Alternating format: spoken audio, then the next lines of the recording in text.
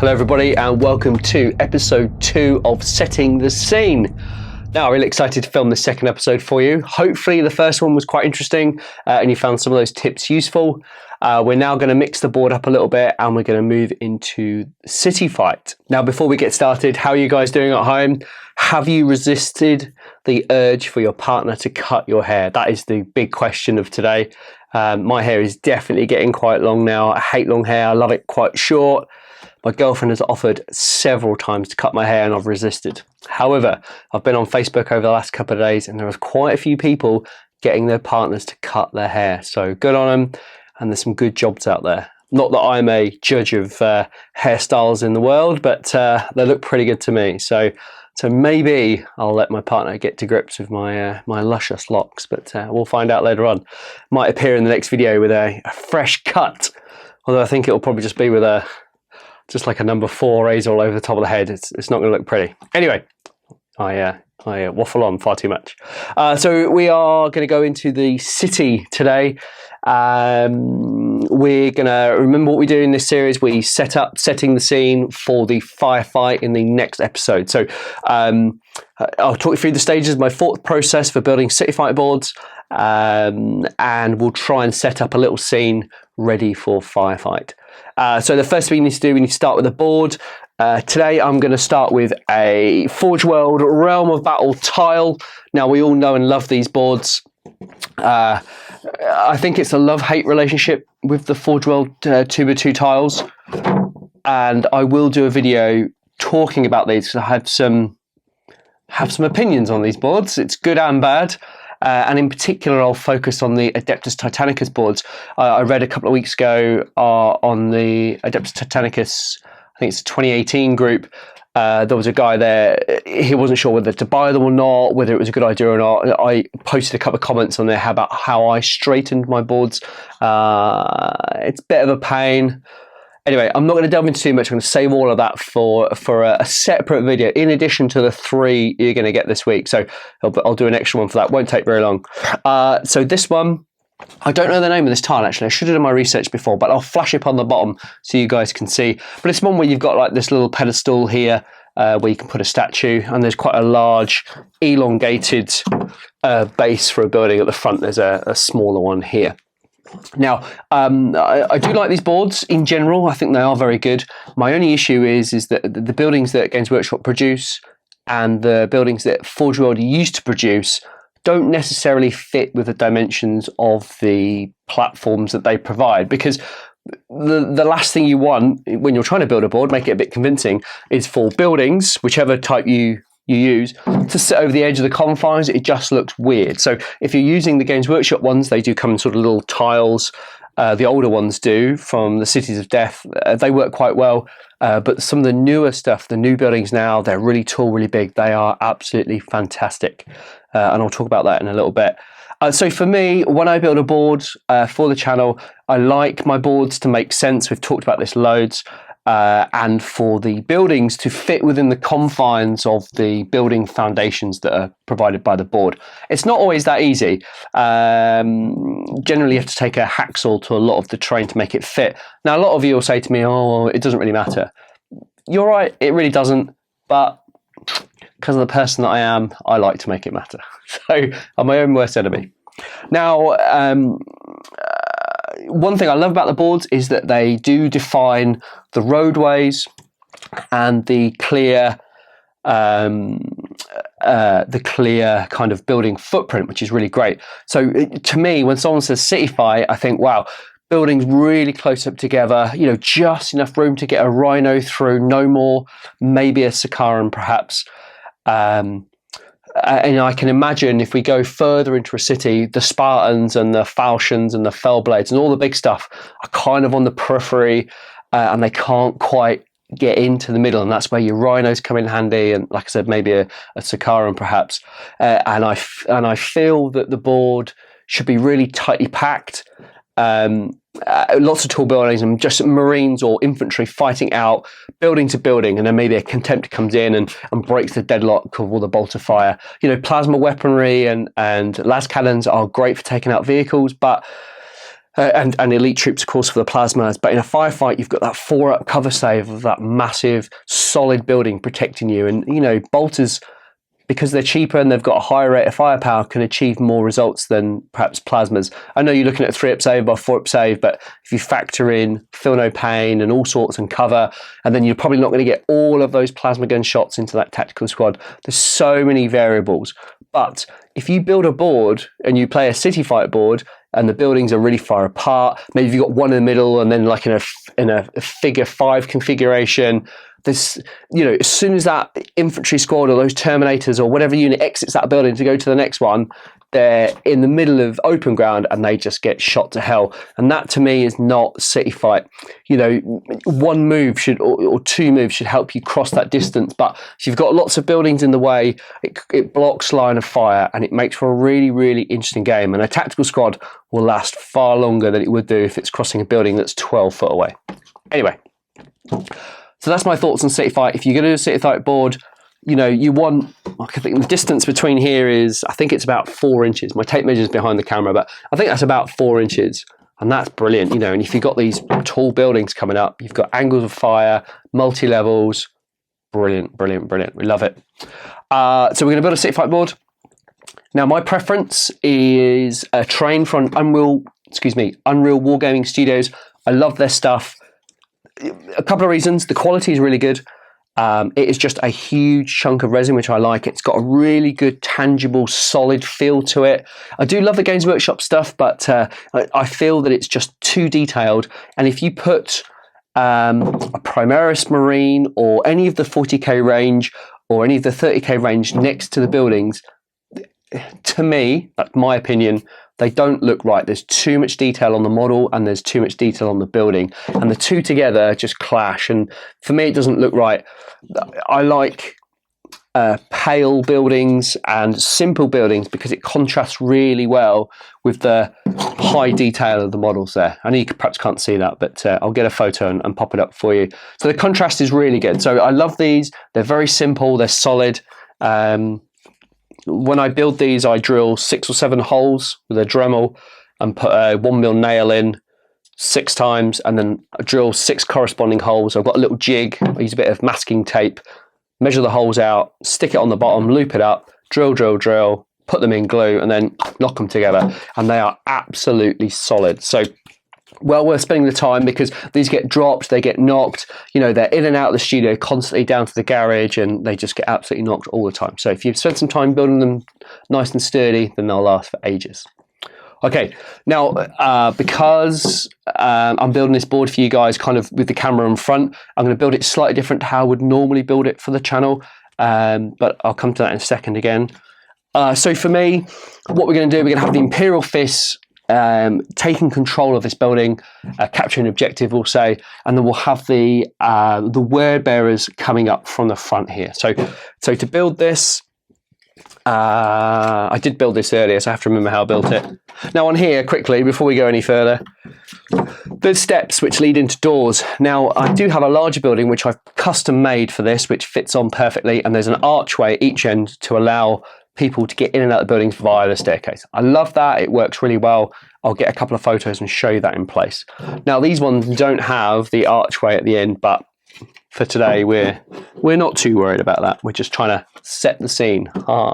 Okay, so we've got 2 L-shaped buildings. You know, they can be built in multiple ways. If you haven't got a Forge World tile, they can be built in any configuration and they work really, really well. You make a large building, however you want to build it. For this though, they fit perfectly within the confines of the building. The footprint rather, these little pieces here, they fit well within the confines there, which we love. So we're going to put that in place. And that already is a huge line of sight blocker.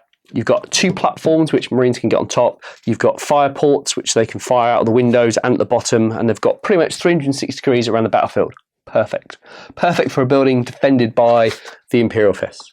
Now, if I was building a board for the channel, I would use this larger L section piece, and that would go in the foreground here. And I would probably put it that way because that would encourage a firefight from building to building. So you've got a Marine up here shooting a Marine over here. So that's perfect. Brilliant lines of fire.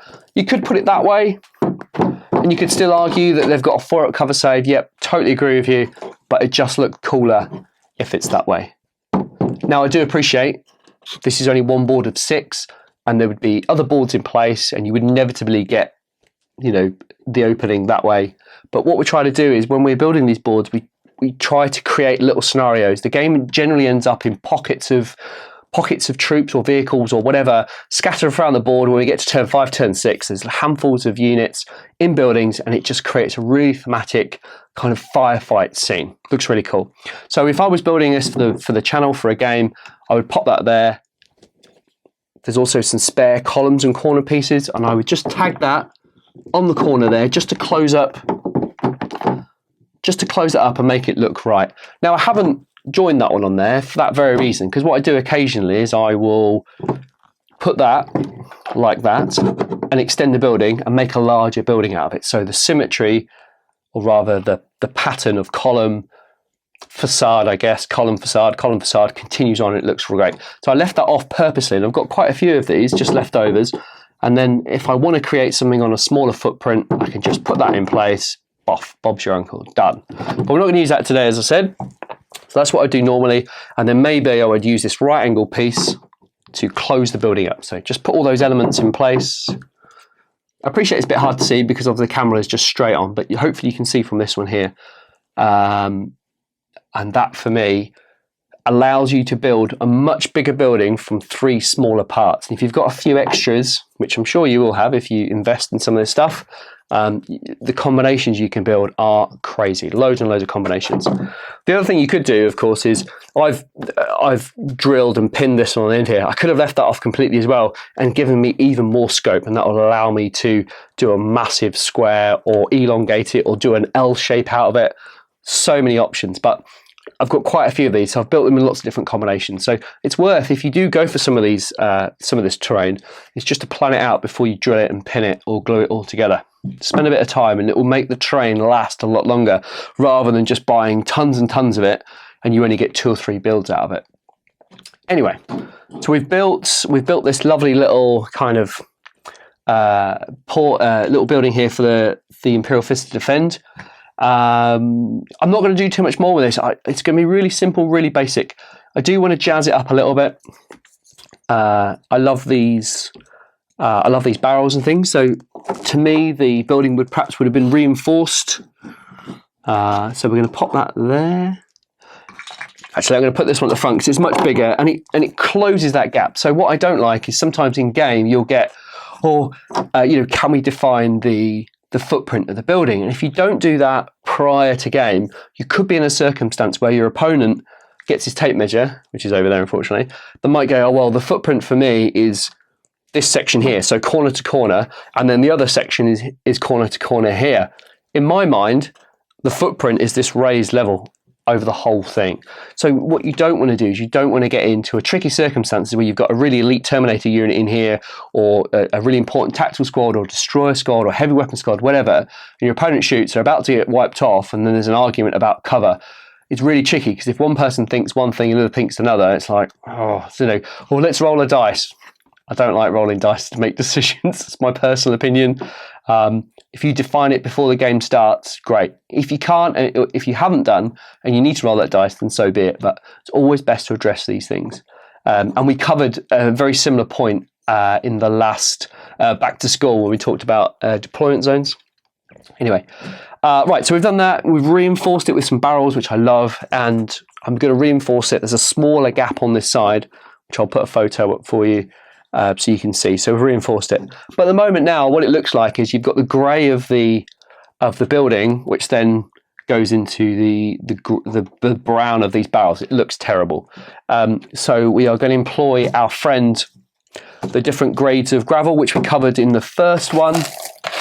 But first of all, I'm going to make it a bit rocky. So we've got all these chips, slate chips, and all I'm going to do, I'm just going to add a tiny bit here just to blend those corners together. Now, we spoke about this before. If you don't have the facility to use gravel and stuff, it's absolutely fine. You could just leave it right there and it would still look good. But the channel likes to make a little bit, I'll say a little bit more effort. That sounds bad. Just a little bit more effort for you guys to for you to enjoy the immersive feeling of the battles in 30k. I'm also going to strewn a little bit around the board as well, just to help reinforce that fact. Nothing crazy. Some of these are too big, so I'm going to chuck them back in favour of much smaller pieces. I think that looks quite good so far. There's a big crater here at the back, so I'm just going to reinforce that with a bit more chipping. And also on top of the platform up here, or the first floor rather. Now I know what you're going to say to me. You can say, well, if we don't know how high this building is, it could be this high, right? You know, what happens when a building collapses, or it falls over, or the stuff implodes on itself, and all that debris in that building would be right in the middle, and it would create a massive mound of debris and smashed stone and rock and equipment, whatever. Yeah, I totally get that, and I totally agree. However, there has to be a point where the board needs to be playable versus realism, and I think it's a really fine balance between the two. So what I could do is I can get a load of slate, some of the bigger chunks I've got, and just pile it all in the middle and create a bit of a mound. But then if you try putting a 10-man tactical squad or a 20-man assault squad or whatever through there, it just becomes a nightmare. And the last thing I want you to do is get your games bogged down with unplayable battlefields, which is the worst. So all we're doing here is we're just hinting that perhaps, you know, some damage has occurred and it's not been good. We don't want to make the board unplayable. It defeats the object. So that's cool. So instantly I've already merged the two. Now there would be a lot of dust and a lot of debris and all sorts of bits and bobs. So because we're using a grey board, we're going to reinforce that with this black aggregate we got from the pet store. We've talked about this. I'm not going to go into it too much. You know all about this by now. And I am just gently going to just merge those two together. And it looks good. And if there's a little crater, we're going to put a little bit on the crater, and we're going to put a little bit on there. Now, if you were playing in a city that is on Mars, for example, or a desert, you can use sand, or you can use more, or you can use more of this aggregate, but like a sandy colour. It comes in like a dark red or a light yellow, I guess. And you could flood the board with it and then get an airbrush, which works perfectly, just blowing it all into the corners, and it gets into all the nooks and crannies, just like you do when you put weathering powders on your models. Just clings to all different surfaces and fills up gaps and makes it look really realistic. And I will do a video like that coming over the next few weeks, just to show you what I mean. But also as well, the board is really grey, and we want to introduce a little bit of black into the board, just to kind of keep your eyes moving all around the board so it looks different. You know, and this requires no skill at all, I promise you. You know, if I can do it, you guys can easily do it. So we're just... I don't want to go mad. The problem is if you put too much, one, you create a bit of a mess and you've got to tidy up at the end of the day, which is a real pain. If you do too much, it just looks over the top, which we don't want. Less is more. We're just trying to enhance the battlefield a little bit. So a tiny bit. I'm out of full. I only used like a centimetre's worth off the top. Then we've got these larger granules. This again just gives another texture to the model, or to the scene you're trying to set. You know, and we're using tiny handfuls, maybe 20, 30 granules at a time, you know. Probably not even that. It just creates a bit of texture. I think it looks really good. I might just put a bit down here. Might create a bit of a drift there. Quite like that. It's too big. Bit more stone. Bit more granule. Yeah, I like that. Looks good. Cool. Done. Easy peasy. Next, if this is a position reinforced by the Imperial Fist, then they would have brought some supplies in there. It's an important part of the battlefield, and they plan to hold it. So to that end, they would perhaps bring in some crates. You know, all these extra details make a huge difference in your board. Massive difference. Now, there's a couple of tips which I can give you. If you're playing at home, you probably don't care. But if you're going to use this to take a photo, which we will later, there's a couple of points to make. Now, I chose red, green and yellow for all my kind of battlefield accessories because they're really good strong colours, and if you're playing Imperial Fists you probably put the green crates next to them. If you're playing Word Bearers like we've got here, you might put the yellow and green next to them. You wouldn't put yellow crates next to yellow armour, although you would have thought, oh, they're Imperial Fists, or you know, that's their colour, they would perhaps put their cargo canisters the same colour as their armour. They might do, but aesthetically yellow and yellow, it doesn't look right. And then particularly if you've painted them a different yellow, the colours don't match. I don't know, it looks weird to me. But a green canister looks way better. It separates the model from the battlefield, which I really like. Also, and this is the thing I was really conscious of a long time ago when I started them, red, yellow and green are traffic lights. So when you put all of these together, you look like you got a traffic light going on, which looks really weird. So don't do that. Avoid those mistakes. It just looks weird. So for me, we've got red and yellow on the board. The Word Bearers are going to be here, so we're not worried about the red barrels clashing with the Word Bearers, but we've got the Imperial Fist defending this position. So we are going to use green and red. I'm going to use a couple of reds because eventually the Word Bearers, if they're lucky, will make it into the building, and then you've got that clash of red on red. So I might use one of the red barrels elsewhere on the battlefield, like there, for example, just for a little bit of interest. And I'm just going to surround it. Just going to sink it in a little bit, just to kind of make that look a little bit different. Some debris around it. That's plenty. There you go, bomb. The other thing you could do is you could lay it down. Looks quite good laid down as well. It looks like it's been abandoned. Either way, it doesn't matter. All right, so yellow, we're getting rid of yellow, aren't we? Get rid of them. We don't want too many because it will just look cramped. The last thing you want to be able to do is restrict your models deploying onto the board. So I'm going to put this, I might put this out the back here. I appreciate you can't see it. You will in the photos. We'll just put a few on there. Nothing crazy, and then we'll put a nice big cache of ammo or whatever there, and then we'll further just reinforce this point here. I might put a big box. Might put it at the back here. Put a bit more stuff in there. Now I appreciate there's a lot of work going into a 2x2 tile, but when I build boards for the channel, I do this for every 2x2 section because you never know where the battle's going to go. And when I build the boards, we don't decide the deployment zone. So I don't know if we're going to be Hammer and Anvil, Dawn of War, not Shatter Strike, that's a mission, Vanguard Strike. You know, I don't know where we're going to start. So I always dress the board as much as possible that looks good, because I have no idea where the model's going to go. You know, we don't predetermine any of these points until the two opponents or the two participants arrive. And we look at their armies, we make final tweaks if we have to, and we have done in the past.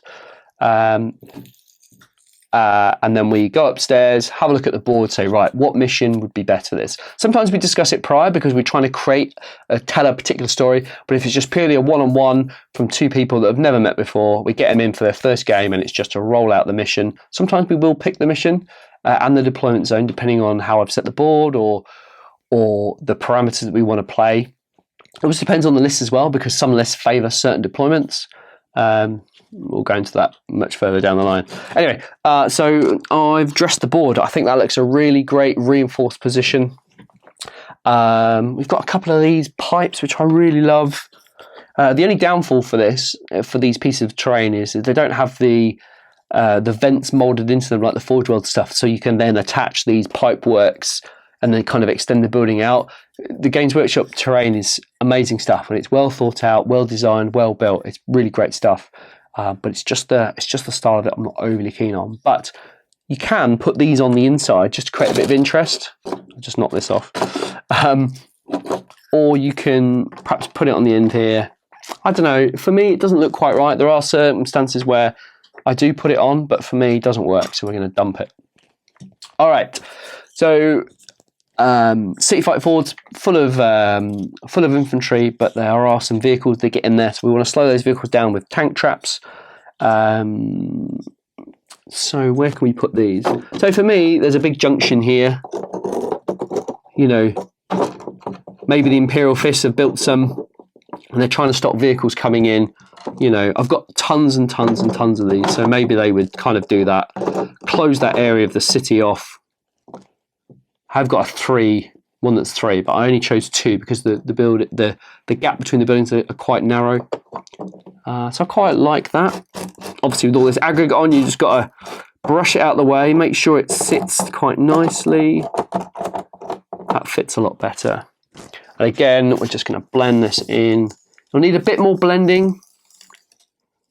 But you can imagine that perhaps however they put tank traps in, or, you know, I don't know, maybe they dig the holes and then at least sink them into the ground a little bit, because if not, then a Spartan could easily just push them out of the way. So there would be the build-up of dirt around them as they dug in through the streets. So we've just added a bit more aggregate in there, a few more small stones, just to hide it. We don't want to go overboard because it looks like we're intentionally hiding stuff, which we don't want to do. We want to try and make it look as real as we can. I think that's all right. I'll just put a bit in here. There's just the lip showing at the back here. These are really small pieces. There we go. Bit there. Bomb. Done. Perfect. And then finally, I'm going to put a really big crater. Again, Unreal Wargaming Studios. Big crater on that building. Now, we're going to have a Land Raider come through here. Now, I was going to build this up, but I don't want it to get in the way of the camera, so I haven't purposely built the building up. So we can just assume that the building's been totally destroyed, and it's been. You could perhaps suggest that the Imperial Fists have dozered it all out of the way with a rhino, just to create clearer line of sights around the battlefield. Well, that's the excuse I'm using. So, you know, if a big shell hits the centre of a building, it would create a lot of debris. Again, start with the sand, move in with the rocks. Lovely. Bit of the larger stuff. This is going to be covered by a Land Raider anyway, and then 20 Tactical Marines. So, you know, you're not going to see it. But when that Land Raider moves on or whatever, you will see it. So it's worth making that effort. All right, that is my scene done. Super quick, super easy. I know it's a lot of work for a 2x2 section, you know, and if you were going to build a 6x4, I know it's a lot of work. But as we discussed in the first episode, if you're just going to take some photos, it will work fantastically. What I'm going to do now, I'm going to put some models down just to kind of show you the scene that we're trying to create ready for firefight. And we're going to use a Phobos, Land Raider Phobos. Dan has done a great job of painting these Imperial Fists and Wordbearers forces. Now, I know at the outset I said, you know, the Spartan Delata vehicles would be on the outskirts of the battlefield. Yep, you're right, they would be. But maybe this is one of the boards on the outside of the city. And this building was perhaps the first building that they decided to populate to stop the enemy from coming in. So we've got this Phobos come in, and we've got a 20-man tactical unit emerging from the Spartan, which looks really cool. Now, while I set these out, we'll just discuss some plans for the channel. I think I posted recently that I took a one-to-one painting tuition with Miles David from Little Legend Studios. So we had an hour together this week, and I started roughing out the Death Guard. So I was really excited about that. And I will practice what I preach. When I start the Death Guard, my plan is to build and paint 100 tactical Marines straight away, because I do love the tactical Marines, and I want a ton in my Death Guard army, which kind of fits with their fluff as well, kind of that relentless wall of pale armour marching inexorably towards the foe, and I really love that, and that will feature really heavily in the list that I decide to build. I haven't decided on the final list, but it will definitely include a ton of tactical Marines. So, and that's why we're focusing on the bolt gun and Fury of the Legion to begin with, because I think it's a really great, unique thing. We're going to put the Sergeant. He's armed with a bolt pistol, artifice armour, and a power fist. He's going to go right in the middle, and the word bearers are corralling around that Phobos. That looks really cool. Then we're going to start with the fists. Now, about what I said about making the battlefield usable, there is a Wackingret crate here. Looks good, but it's not going to work in game, so we will dump it. We will then put a tactical marine in its place, which I feel is a better use of space to get a tac marine up there. See, this is fun. You know, even if you're not going to take photos, it's cool just to get your stuff out of the box and stick it on a board. If you're at home and you haven't got an opponent and your girlfriend doesn't want to play with you, or your boyfriend for that matter, doesn't want to play with you, then you can just create little scenes and make bolter noises, which is pretty cool. I'm not going to do a bolter noise because I have no idea how it'll go. Maybe, I don't know. Looks pretty cool. That wall of 3-up armor, yellow marines. Make sure they've all got line of sight through the slots because they want to get their Fury of the Legion off. Sergeant's last to go on. Might double up here, and we'll put the sergeant at the front, firing his bolt pistol, raised at the word bearers, taking them out. Cool. Everybody has line of sight to everybody, pretty much. This is a bit negotiable, but oh God, I'm sorry, Dan. Happens all the time when we play games on the channel. The stuff always gets dropped. All right, it's a little better, a little bit more believable. Everyone's got line of sight to everyone. Maybe not that guy. We'll pop him down here. All right, that is it. Now, I think that looks really cool. You've got this tide of red from the word bearers advancing quite rapidly towards the Imperial Fist. They've taken up position, they're leveling their bolters, and they are going to fire into the word bearers. Now, if you have any comments about this show, please leave in the comments below, or you can email me directly. Maybe you want to see a different scene. I can try and build those for you. I know what you're going to say. Oh, let's have some with some trees and some grass and whatever. I don't have that facility right now because I've kind of focused on cities and open barren lands, so I haven't quite got into the lush rolling hills of an agri world and various bits and bobs. There are plans afoot to do that. So you might say to me, well, why don't you just get a realm battle board and flock it? I could absolutely do that, but for me, it's just not quite right for the channel. I do have an idea, but you know, it's time and money, isn't it? But it will come eventually, I promise. I'm struggling for a little bit of space at the moment, so to build a custom board, which I really want to do, is going to be quite difficult, but I'll see what I can do. Anyway, comments or questions, please leave them below. If you've got anything you want me to address in the monthly roundup, please email or message me and I will cover them. If you're part of a group or you have an Instagram account or you're part of a Facebook group, stick those details down there and I'll give you a mention and I'll plug your club, your activity, your painting, whatever you do as much as I can, you know, so we all get the benefits of your hobby as well as mine. Thank you so much for watching. I really hope you've enjoyed it. I'll see you in the next one.